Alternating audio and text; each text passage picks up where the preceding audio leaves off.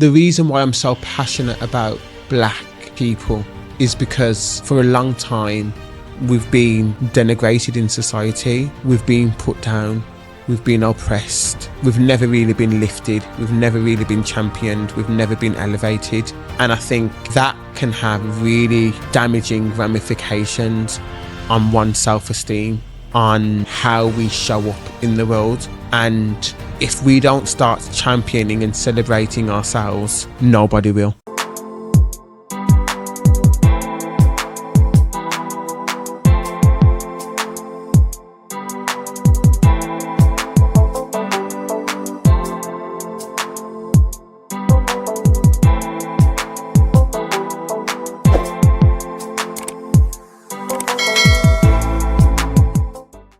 Hello and welcome to another episode of the Need to Succeed podcast.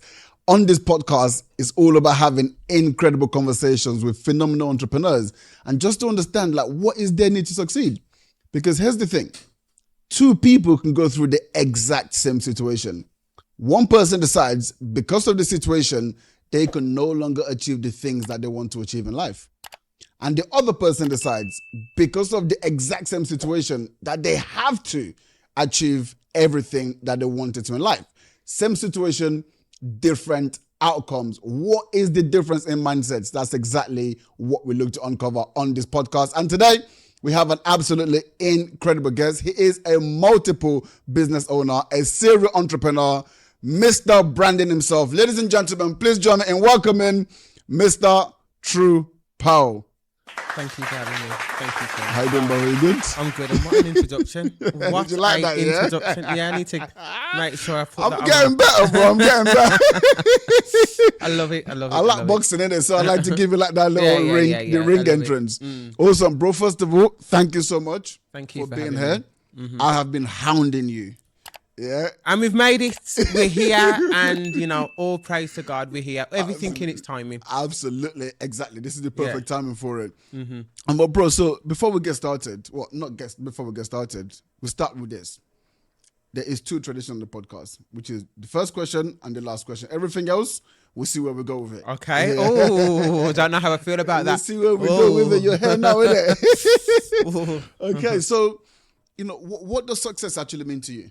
Oh, that's a good question. And I think for me, success is relative to the person that you're speaking to. Success to me is having an amazing family and being there for my family and being able to provide for my family and creating memories for my family. And I think that for me is success, alongside, of course, me achieving the goals that I set out for myself. And there may not be ambitious goals. It might be, really tiny goals. It might be just as small as going to the gym 5 times this week. For me, that's success, and I think it's relative to the person, and you have to really define what success means to you and what will make you happy. There's no point in looking at what's around and looking at Instagram and looking at all these things and then trying to think that success of somebody else is relative to you, because actually that might not be your lane, that might not be your path, that might not be what is in store for you, and you have to find your own path, you have to find your own lane, and you have to discover what's in store for you. Yeah, I mean, listen, Instagram definitely not the place to be looking when you're trying to figure out what success is to you. No. Stay away from the gram. Stay away from the gram. I couldn't agree more. But I love that you actually use that example of the gym. That's it's a very, very powerful way to look at success, because you say, if I tell myself that I'm going to go to the gym 5 times this week and you don't, then I always say this to people, right? Every single time that you don't do something that you say you're going to do, you're telling yourself that you're someone who doesn't do the things that you say you're going to do. And then it becomes who you are. And then it becomes more and more difficult to push yourself when you say you're going to do something to actually do it, because your mind is now associating with that identity. Right? Whereas if you so I just know you're successful. Even if I didn't know you from just hearing you say that, I know you're someone of success, because if you tie that to your identity, like if I say I'm going to do something, then I have to do it. And in fact, I quantify my level of success based on whether I did that or not. You can't but be successful. Yeah. Agreed. Right. So I absolutely love that, bro. Cool, man. So let's get into this, because there's no way you come to that level of clarity on who you are, the way you view success, all of that, without having a story, without having a journey, without having been through some stuff. Wow. Right. To have that level of clarity. So I like to talk on here about, I guess the easiest way for me to ask this, I actually stole this question, but listen, it is what it is. Steal? He's kind of like close to the GOAT right now. The GOAT is still Joe Rogan, but listen, Stephen Butler's doing his thing. Right? Shout out, Stephen. Come on. But like the way he says it is, normally when you're young, there's always this moment, and typically a moment as a young child, a young man or whatever, that there's something that happens that almost forms your identity, or maybe a series of things that happened that almost forms your identity. Do you remember, or do you feel like you have something like that, a memory like that? Wow. That is a really good question. Yes, Stephen. I wish I could say it was mine, but it's a little bit difficult, because I think it might be a series of things. So just my childhood in general kind of formed who I am today. I'm one of 7 children, single parent household, inner city area of Birmingham. 6 of us were boys, and life wasn't a bed of roses. But I say that to say we may have grew up in poverty and we may not have had much, but the one thing that we did have was love and loyalty. And I think for me, those 2 things really made who I am today. Our household was always filled with love. We never wanted for anything because we had love. And I think that's really important. And then also loyalty was a big thing. Loyalty between, you mess with one, you mess with us all. None of us would deviate outside of our family household. None of us will choose another person outside of our family household. Like, we were loyal to each other to the very end.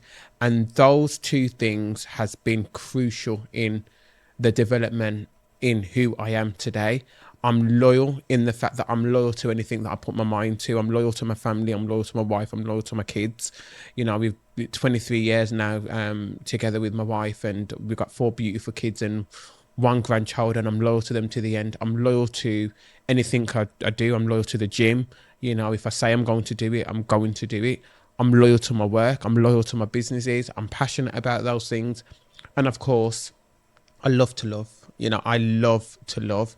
And anybody that's in my life knows that. Like, I shower them with love, because for me, love always wins. And no matter what you do, no matter what business you're doing, no matter where you choose to go, where you choose to lay your head, where, if you love what you do, then you're always winning. If you love your family, you're always winning. If you love life, you're always winning. And I call them the 2 L's, and those are the 2 L's that have just been pertinent in my life and has made me who I am today. Amazing.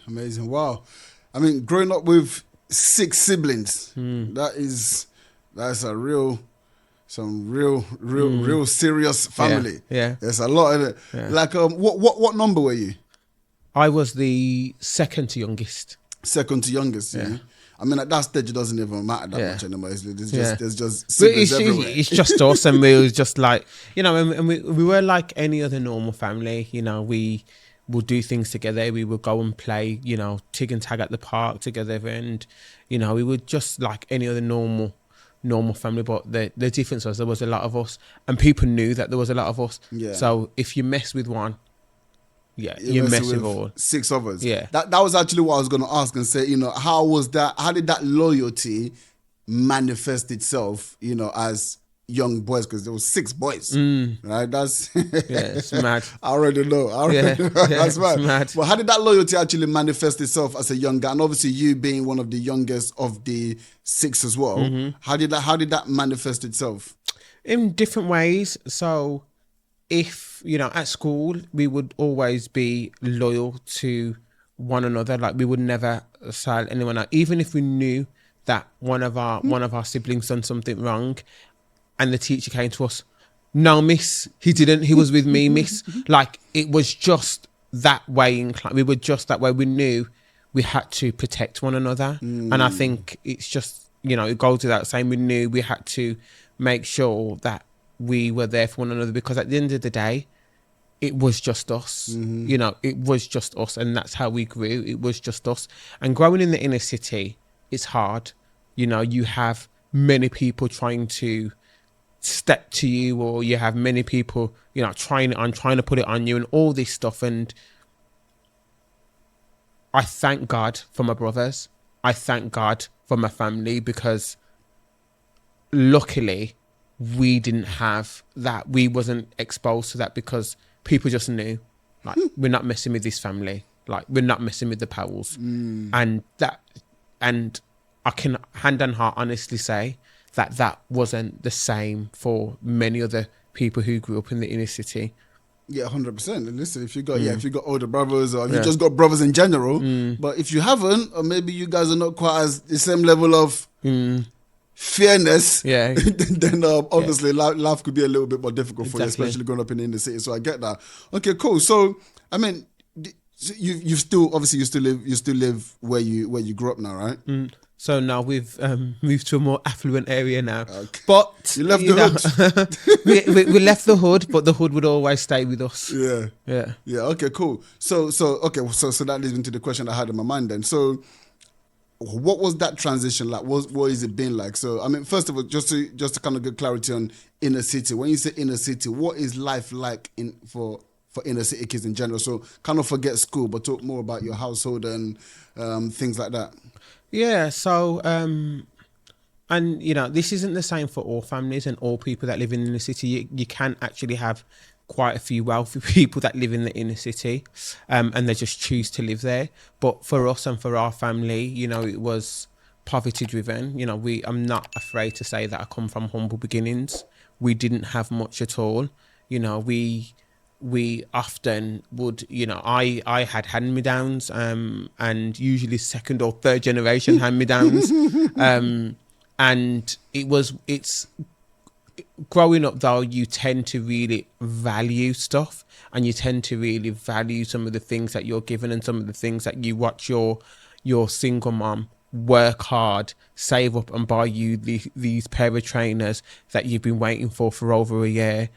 You value it. You know, you absolutely value it. And it's different now. And I'm not saying that my kids don't value things, but it's not the same. I will buy them a pair of trainers today, and by next week, the front of them are kicked out because they haven't grew up like how I grew up, in terms of waiting and not knowing when I'm going to get the next pair. So best believe them trainers are going to be kept pristine for an entire year.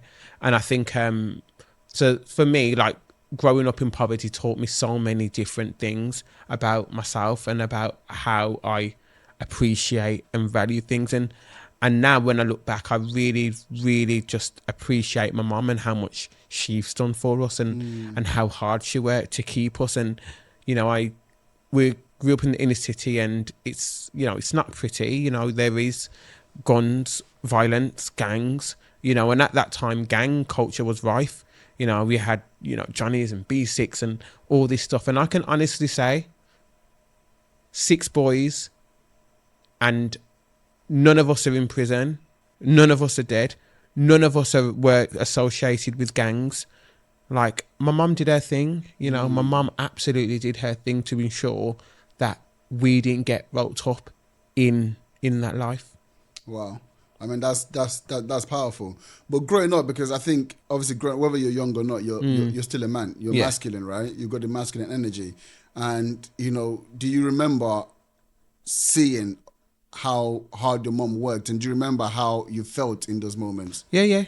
I can quite proudly say I was a mommy's boy.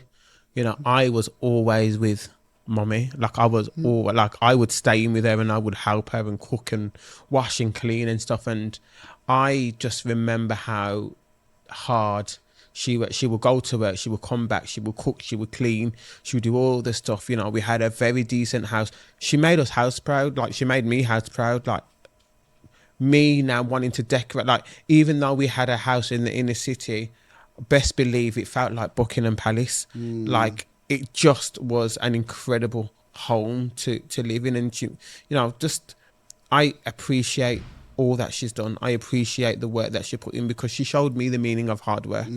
She absolutely showed me the meaning of hard work and what hard work can do for you in this life. Amazing. And how do you feel like that is that translates to, you know, who you are today? Oh, in many different facets of my life. Like, I'm not afraid of hard work. I'm not afraid of working late hours. I'm not afraid of waking up and working. I'm not afraid of coming home to my family and cooking and cleaning and rolling up my sleeves. I'm just not afraid. I'm not afraid of getting involved, even with my team.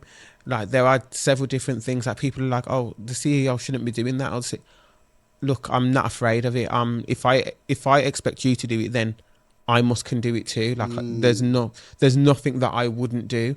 And I think that's definitely something that my mum showed me from a very early age. Don't be afraid of hard work. It's crazy, bro. It's so crazy, the power of parenting. This is something that scares me, because obviously now I've got a daughter, right? And I'm very clear on the responsibility that I've got, because as much as there's good eggs like you that have turned out, there's some, like, you know what I'm saying, not so good eggs, should we say. And, you know, a lot of it really stems from the foundation. Like you said, who you are today, you know, they say the first 7 years, essentially, that's it, you're right off. Not that you're right off, but in terms of wherever you are from 7 years, in terms of the habits, the mindset, the things I've had instilled in you, it becomes very, very difficult to kind of change that personality, right? It becomes your personal reality. So it's so important to make sure that we're instilling our kids, you know, with all of the right message and the right information from a very, very young age, because it will stay with them. I say that all the time. Like, kids are so impressionable, and at those, within those in you know, performative years of their life, and we have to make sure that we instill in them what we want them to and how we want them to be. And it's not just a case of telling. You have to act it. It's actions. Kids watch what we do as well as hear what we say. And I think there's a cognitive dissonance if you're telling your child one thing and then you turn around and in another breath you're showing complete disrespect to the child's mom in front of the child. You know, and I think you have to ensure that you demonstrate how you want your child to be, and you live and breathe that. It's just the other week, my oldest daughter, she's 20 now, and we went out for her boyfriend's birthday.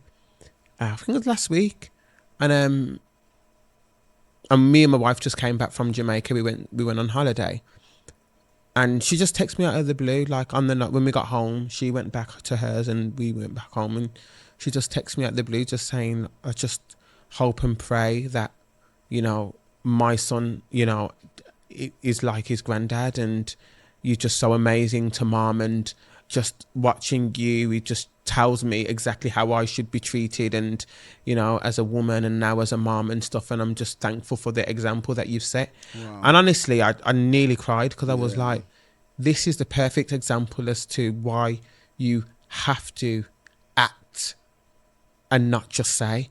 You know, you have to be the person that you want your sons to be, and you have to be the person that how you want your daughters to be treated. And I think it's really, really important. Wow, that's powerful, bro. Really, really powerful message. I could not agree more, because I've got a daughter now as well. All right, so yeah, I could not agree more. Great message. Okay, cool. So let's talk about, so that's you as a kid. Did you go to college? I did. You go uni? Yes. Okay, uni, cool. College. And uni? Yeah. You went uni. Where'd you go to uni? Coventry University. You went to Coventry? Yeah. So you were a mommy's boy. You didn't want to go far, did you?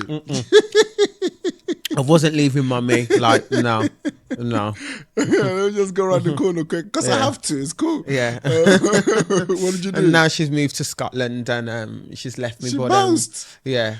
Listen, you moved out the inner city. She Yeah, said, "Okay, that's it now." Innit? yeah, she's always she'll say, you know what, you're fine. Like, I don't have to worry about you and blah blah blah. And you know, she's right. You know, we're fine. We're big men now, and we can look after ourselves. But you know, it's just that comfort blanket with just mummy around the corner, isn't it? Of course. But yeah, at university I studied marketing and communications. Okay. Yeah. Okay. Amazing. Okay. So that actually makes some sense in terms of what we're going to come to as well. Yeah. So was there any particular reason why you chose that subject, or? I just loved marketing. I loved communicating. I loved branding. I loved culture studies, which was one of the aspects of the course. I loved Based using on what the brain. though? Why did you like what informed that love?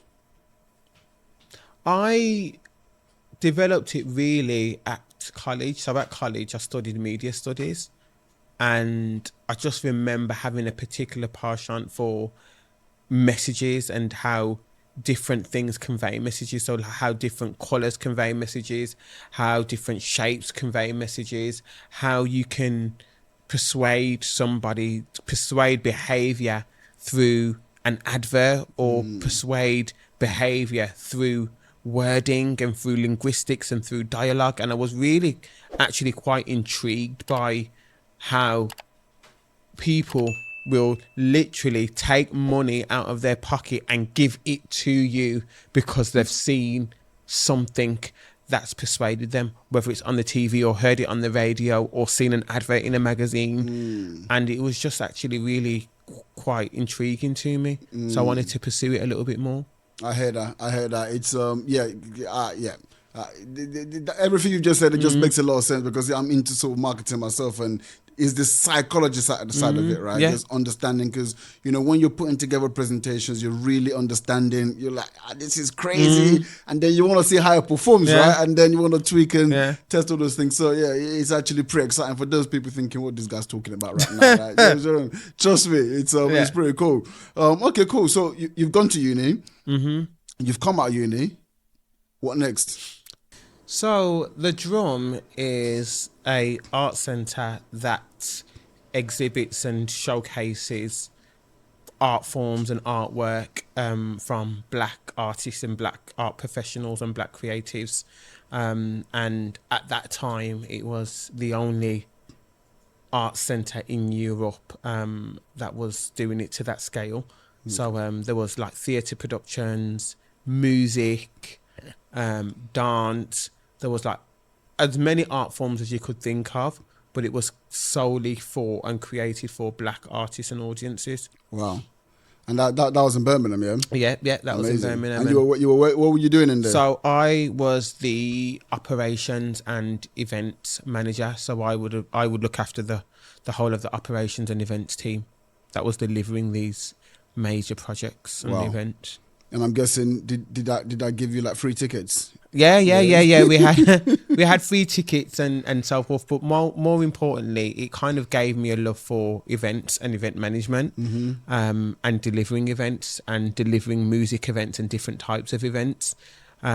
So once I finished there, I then went on to a different organisation, which was a more corporate organisation. Working for somebody, working for the white man, and it was a corporate organisation, and I will deliver corporate events across Birmingham. But these were big events. These were for senior leaders. So when politicians and stuff would come to the city, I would deliver these events. Operationally, I would be delivering the briefings and all of that stuff and organising them all. Okay. Which was great, you know, and I did that for 5 years, and then I moved to a different organisation where we was doing events internationally, and there was like big gala awards and dinners and stuff like that, mainly in the Middle East. And again, that was fantastic. And then I spent about a year and a half there, and then I decided that I wanted to do my own event management agency, and then that's when I kind of went into full-time self-employment. Amazing. So Wow. So you were doing this whole flying around. You said it was Middle East, so you were flying around, actually Yeah. going out there to put them together, Yeah.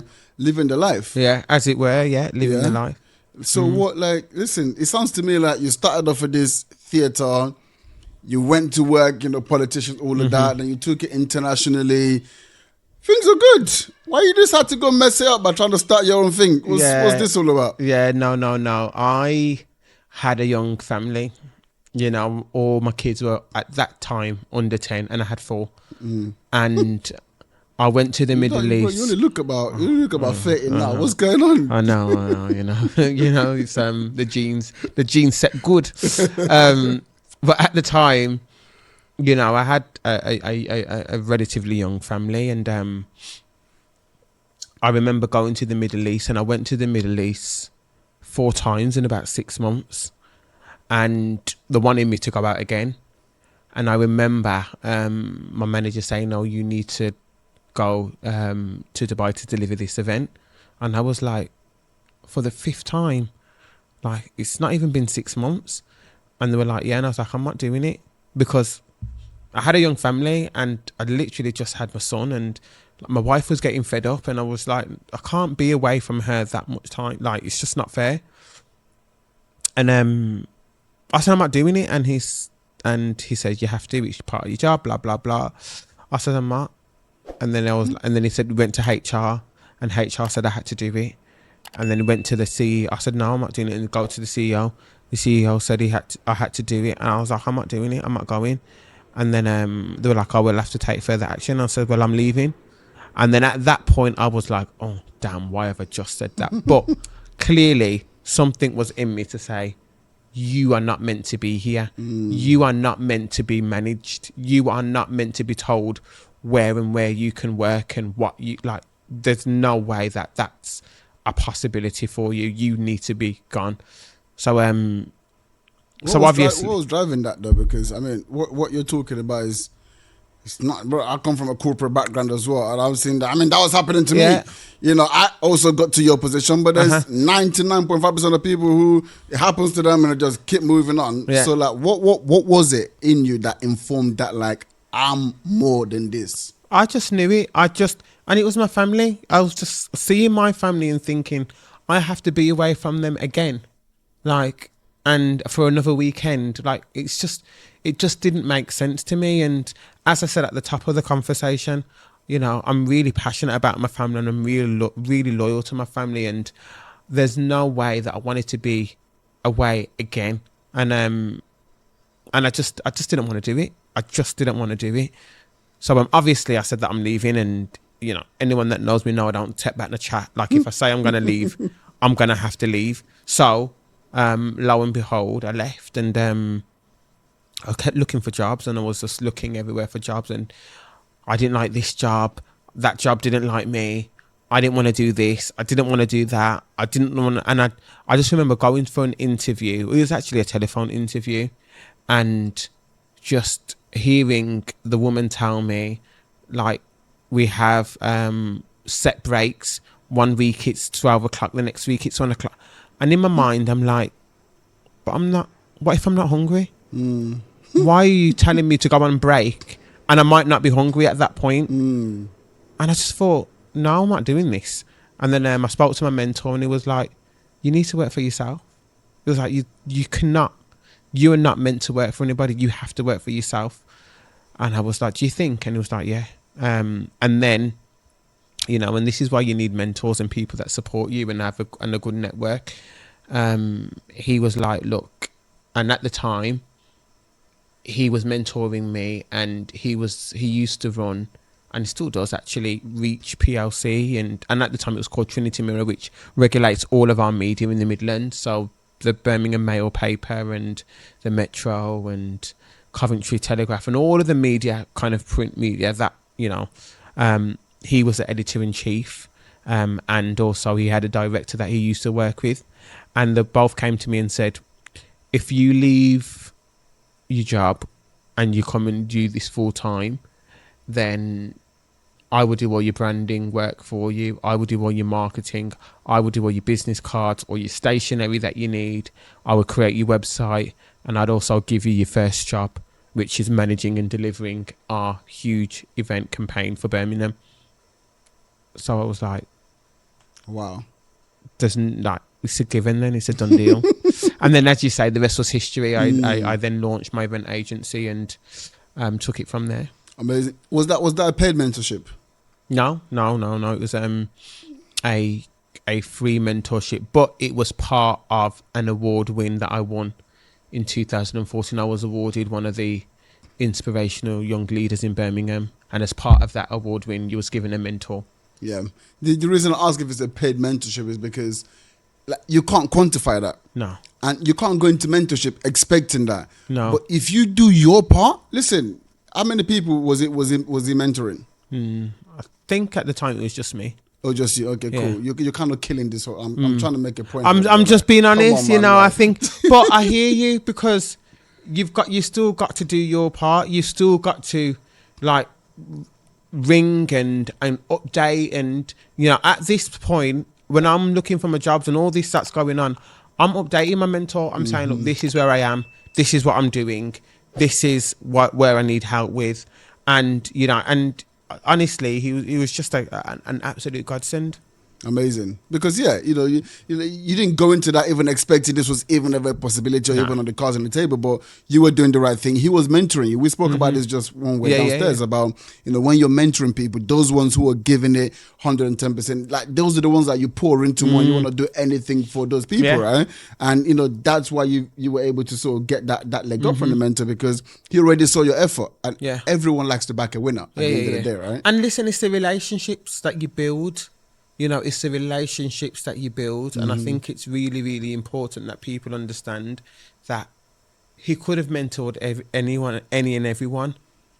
Would he have gave the same opportunities to any and anyone that he was mentoring? Probably not. And I'm not saying that scratch that. I'm saying that I am special because, as you said, he saw something in me, and something that I didn't even see in myself at that point. I didn't see myself as a business owner. I didn't see myself running my own event management agency.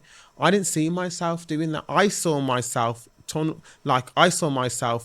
being employed and working for somebody, even though I hated the prospect of somebody telling me what to do, where to go, what time to eat. I didn't see myself as a business owner. He did. And I think it's so important that we start recognizing actually other people might see something in you that you don't even see in yourself at that point. Wow, so powerful, man, so powerful. So you had the opportunity, and you said the rest is history. Yeah. So let's talk about that history. Yeah. What happens next? Yeah. So I did events, and I love them. I was planning events all across the city, all across Birmingham. I was known as the event guy. Anyone got an event, I would do. I'll be doing big weddings. I'll be doing big events, like big budget events and stuff like that. And it was absolutely amazing. And then me not wanting to sit down and not wanting to rest.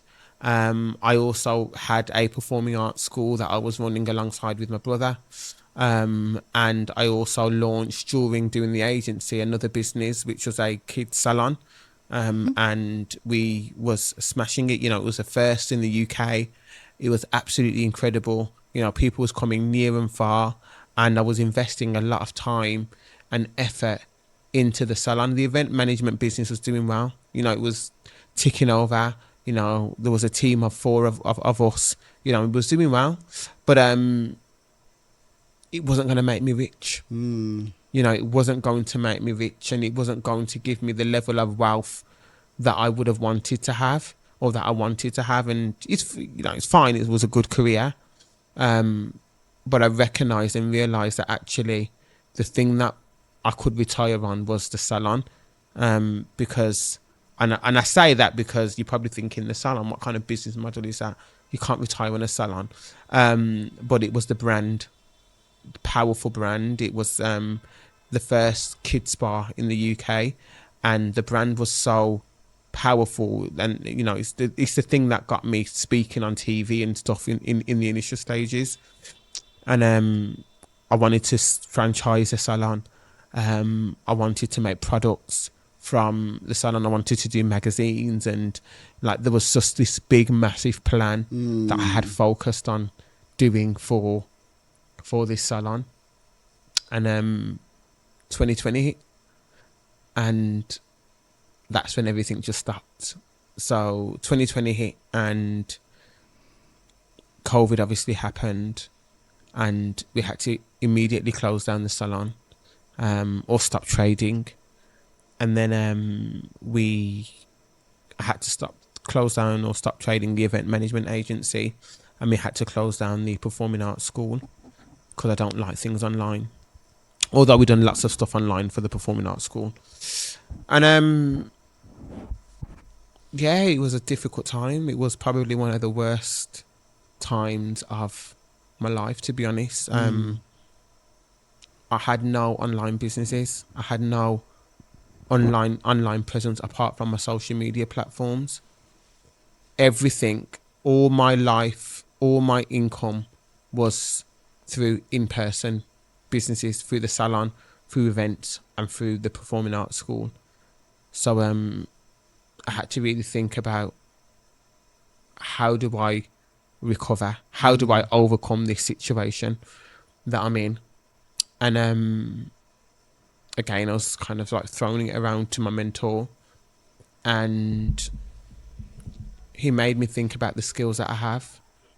And I was like, well, what skills do I have? And he was like, I don't know anybody in Birmingham who's as well known as you and who has a bigger profile than you.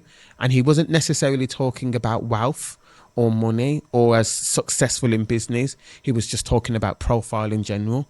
Like, he was saying, you're constantly called upon to give commentary in the news.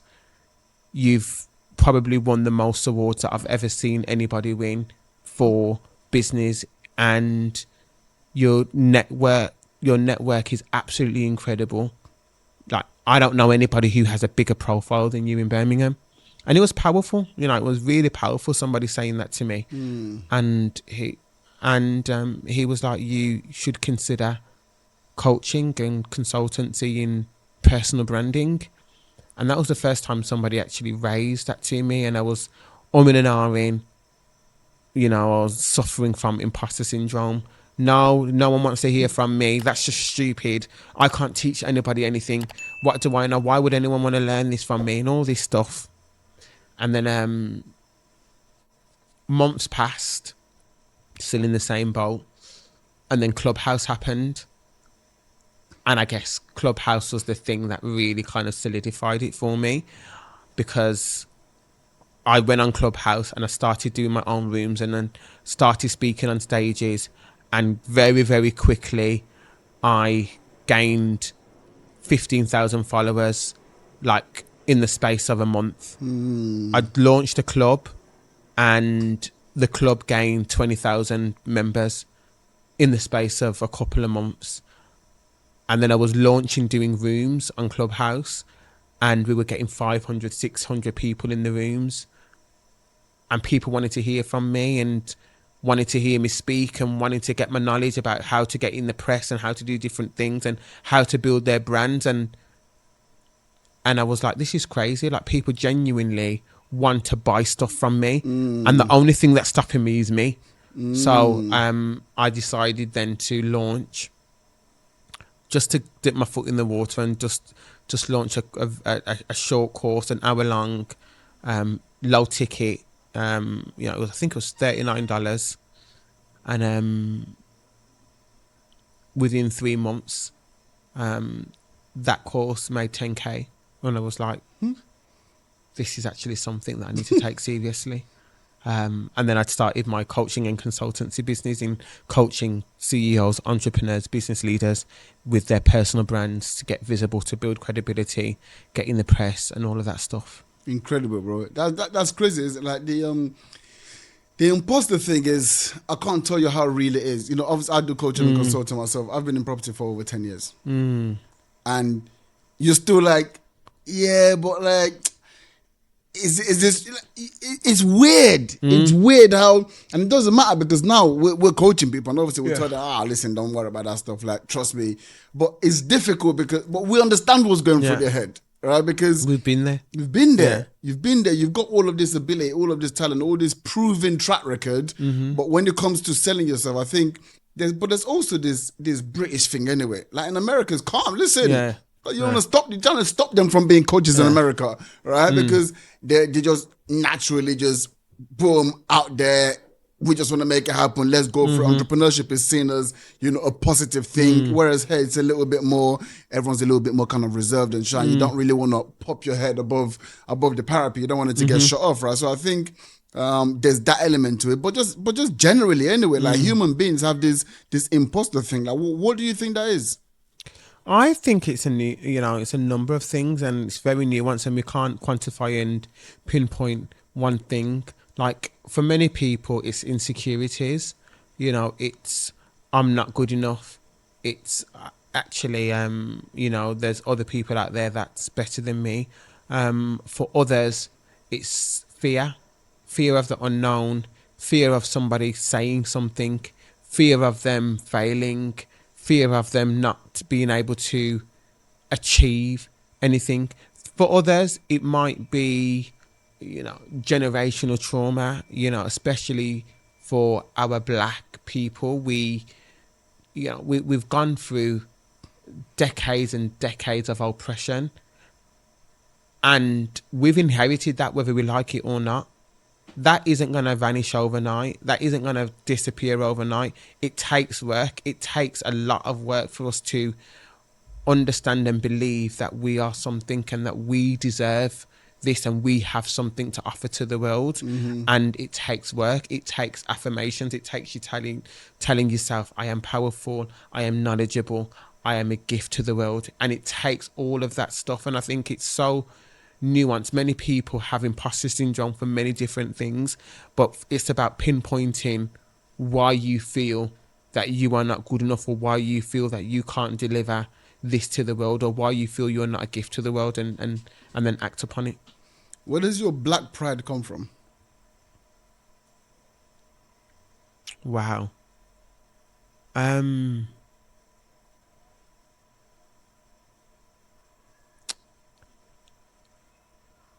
I've never been asked that question before, so it's taken me a while to think about it. And I think the reason why I'm so passionate about black people is because for a long time, and we still are, we've been denigrated in society, we've been put down, we've been oppressed. We've never really been lifted. We've never really been championed. We've never been elevated. And I think that can have really damaging ramifications on one's self-esteem, on how we show up in the world. And if we don't start championing and celebrating ourselves, nobody will. And I think it's incumbent upon all of us to really shout about our successes and really shout about who we are and really genuinely celebrate ourselves, because we're building back what society has broken. And we're trying to repair back those wounds and those scars that we've inherited from our ancestors. And and you can just look at things like the beautification of society and what beauty is to society and what society tells us what beauty is. And unfortunately, black beauty isn't seen as beauty, and I think that's why we have to highlight it. That's why we have to say, black hair is beautiful. Black natural hair is amazing, and we have to really, really champion and celebrate those things, because if we don't, then we're in trouble. Our kids are in trouble. Yeah. Well, my missus is white, right? And my daughter's mixed race. And all black dolls. Because when you walk out the house, everything else out there is enough anyway. Yeah. So it's like, I'm not even trying to be politically correct in my house. My house is just black. Yeah. Do you know what I'm saying? no, because you have to temper it somehow, right? Because if I try to be another, there's some white dozers who want all of that, and then when you get out there, it's all white. Yeah. Then that's just gonna, what's what I'm looking for? It's just gonna overshadow any little bit of blackness that you see, right? So it's like, when we're here, this is Wakanda. Yeah. And she's mixed race, and she's probably gonna get a bit of a blow from society because she's mixed race, right? But there's just this element in me that I feel like she needs to understand, like, especially when she's got like a white mom as well. Yeah. She needs to, you're black. Do you know what I'm saying? Because that's how society is gonna perceive you anyway. So you might as well learn all those things. So I completely agree with what you're saying. I understand what you're saying. But what about the pushback? What about people saying like, yeah, but you're being racist? Which is something that I get a lot, and I don't care. I do not give a flying fuck if anybody says that I am racist or that I'm race baiting. It just means that they haven't done enough reading, and you get the Karens all the time. You can't say that. You can't say that. That's racist. I don't care. Like, I really don't care, because at the end of the day, I know he who lives it knows it. And I know what it's like to be black. I know what it's like to live in a white country whilst being black. I know what it's like to be followed in the shop. I know what it's like to be stopped and searched by police. I know what it's like to have relatives, killed in police custody. I know what it's like to really suffer some of the world's injustices because of your skin colour. And therefore, because of that, I feel like it's important that I shout about it and I use my voice and whatever platform I have to talk about the things. And look, I'm not always going to get it right. I never profess to be a equality and diversity practitioner or somebody who really understands that there are so many more people out there who are doing the work and who are reading and who are very knowledgeable within this anti-racism landscape, and I applaud them, because it takes a lot to really understand. And when I mean understand, I mean really understand the depths of what we're living in and the depths of white supremacy and white supremacy patriarchy and how that has our country in a chokehold. So, do you know what? I had this, Jamelia Obsessed. Jamelia Obsessed. I think you know her. But what's her business? She does she curates the products for black hair. Oh, Treasure Chest, yeah. Treasure Chest, yeah. I knew you did her. I knew so she was here last week, I believe it was. And there's this level of, we're in the UK, right? In America, it's a bit more overt. And I actually kind of prefer that, because like, people here, you speak to white people here, and they will swear that England's not racist, right? Like, it's not. But it goes to, like, have you lived my life? Do you know, when I'm telling you from lived experience of what's happening, of structural racism, of just this smell in the air when you talk about walking into a shop and the way someone will look at you and the way people will keep an alert and watch you, and it doesn't even matter if you're smartly dressed or if you're wearing, even the fact that I have to bring up that nuance. Why can't I go in the tracksuit bottom? Because I feel comfortable in the tracksuit bottoms. Why do I even have to put up the nuance about being in a suit? That shouldn't matter, right? But the reality is, it does matter to these people. In the UK, people are it's so covert. It's so covert that to the layman, it's not obvious, but to you who's feeling it, it's so obvious. Okay. What do you think about that? I love this conversation, and the reason why I love this conversation is because the UK are OGs for this. honestly, the UK pretend like racism doesn't exist, and it's so insidious. It's ingrained in the very foundation and the very core of our existence, and that's how white supremacy operates within the UK, and that's how racism thrives within the UK, because it's not as over in America as it is here. People think it doesn't exist, and it is really rampant. Just look at the UK, it will tell you. Look at the monarchy, look at how they treated Meghan. It will tell you how racist the UK truly is. Just go and look at some of the museums in the UK. Like, it tells you just incredibly how insidious racism operates. And just look at some of the stats that we have. You know, black boys are 10 times more likely to be stopped and searched, and 4 times more likely to be detained under Mental Health Act. You know, 4 times more likely black women to die during childbirth. Like, these are stats that are not because it's a convenient, or they're not because it just so happened. These are stats because racism exists, and racism is alive, and it's thriving, and it's because in the UK it's so insidious and so ingrained in the very foundation of what we do.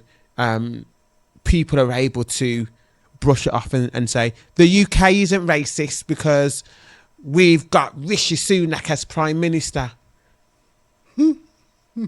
Like, come on. And until we wake up, until we really understand the damage of racism and what it's doing to the country, then we would never ever be rid of it. I mean, the UK is the OG of colonizing, the OG colonizers. That's what they started this thing. Yeah, that is who we like. That is who the UK is like, and we're always reminded, and then we seem to develop amnesia. But then we're reminded again and again, and then, like, for example, the World Cup and the footballers. When they missed those penalties, we were given a crucial reminder: this country is a racist country. Wake up. Few months later, we go back to normal. Then Meghan happens. This country is a racist country. Wake up.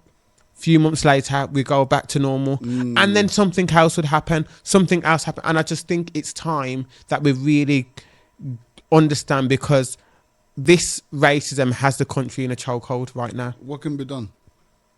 Waking up and people really realising that we are in a state of emergency, and the country is a racist country, and it's insidious. It's not as covert as you would like to think. It's in every facet of how the country operates. So everything needs an overhaul.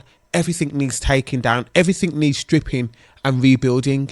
NHS, policing, education, all of those main institutions that are operating in the UK are all riddled in racism, all of them, and they can't be fixed.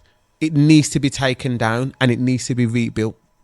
That's basically what. Do you follow the American politics? No, not really. No. So one of the candidates at the moment, Vivek, is basically saying something similar in America, like all these FBI, CIA, all these acronyms. Because they've all got to go, right?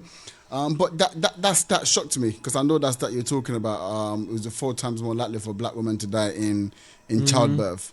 Like that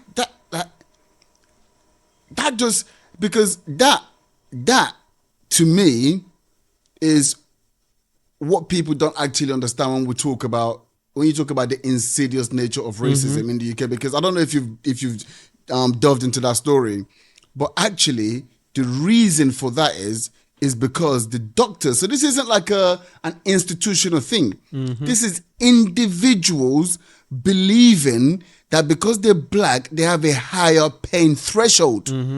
Yeah. Bro, do you understand how mental that is?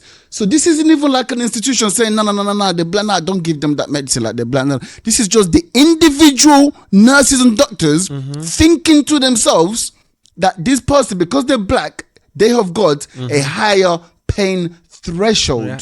So when they're complaining, saying, I'm feeling pain, this is killing me, you're just ignoring it. You think they're complaining and they're moaning. And it's interesting because we can't comment upon that without raising their opposites, which is white women. And racism operates within white women as well, because don't get me cancelled, bro. Like. It's true that, white women, and that's how white supremacy operates. White women are seen as victims.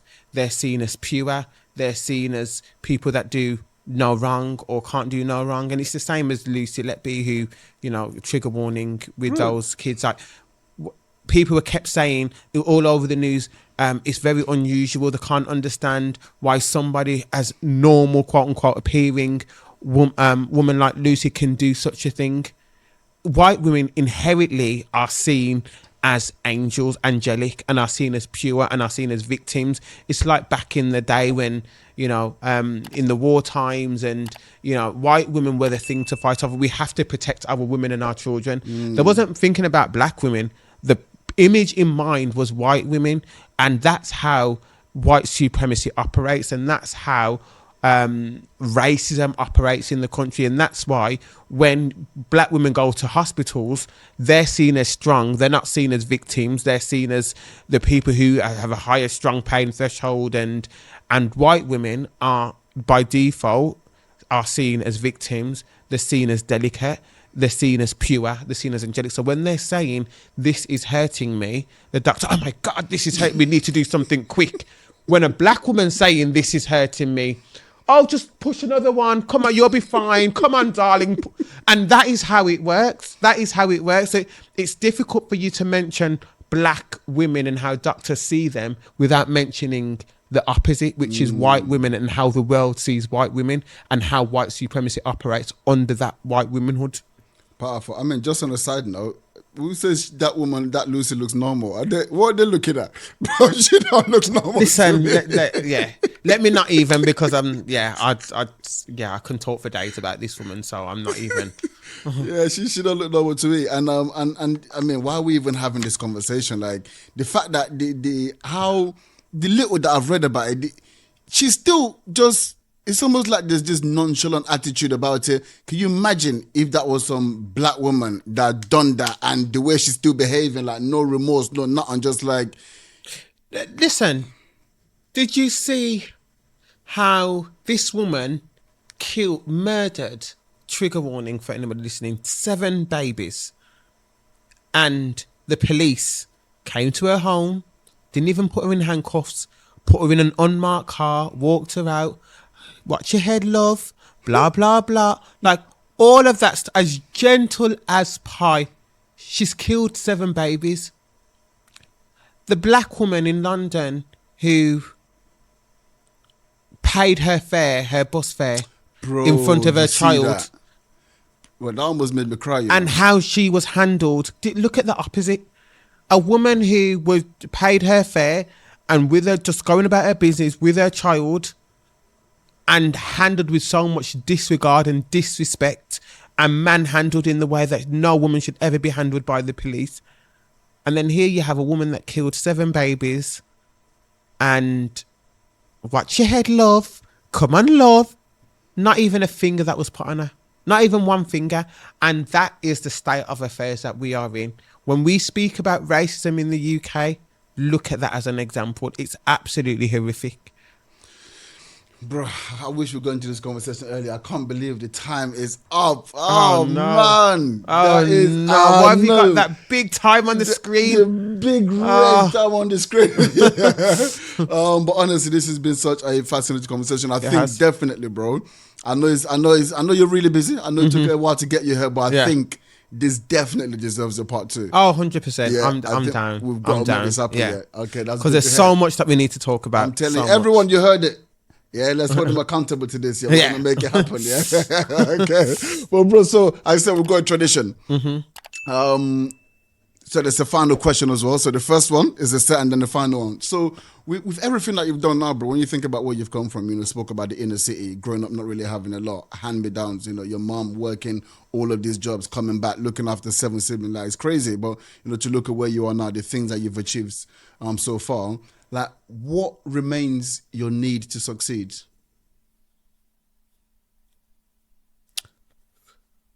Ooh, self. I would definitely say self. Like, for me now, it's not proving to anybody that I can achieve certain things. It's actually proving it to myself, and it's actually me ticking the boxes that I want to tick, that I've set for myself.